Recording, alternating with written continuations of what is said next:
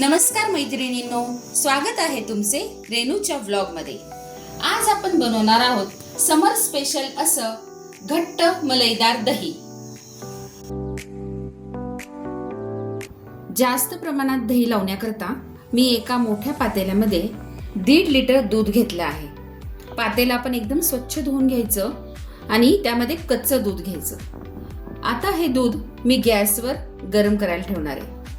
दूध गॅसवर गरम करायला ठेवताना गॅस हा मंद ठेवायचा आणि मंद गॅसवर दूध गरम होऊन द्यायचं नेहमीप्रमाणे।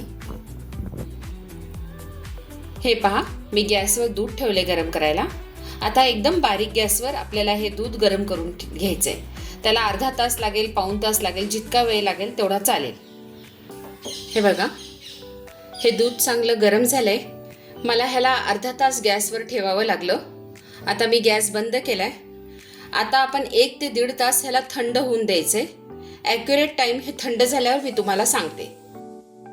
हे बघा, हे दूध मी 2 तास गार करायला ठेवलं होतं। हे कोमट झालंय। आता आपल्याला त्याला विरजण लावायचे।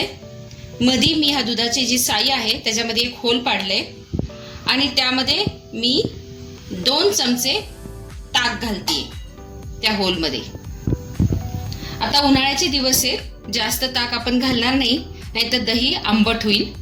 आता आपल्याला हे पूर्ण झाकून दमट ठिकाणी ठेवायचंय। म्हणजे तुम्ही हे मायक्रोवेव्ह मध्ये सुद्धा ठेवू शकता आतमध्ये, किंवा गॅसच्या जवळ झाकून ठेवू शकता।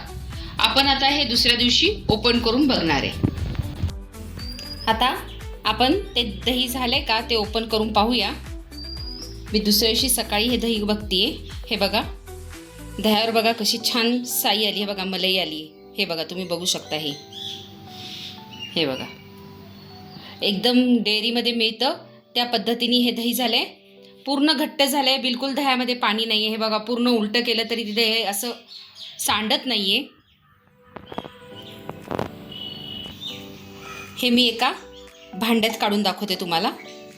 हे पहा, फुल घट्ट झाले दही आणि ही साई बघा, हे बघू शकता तुम्ही साई त्याच्यावरची।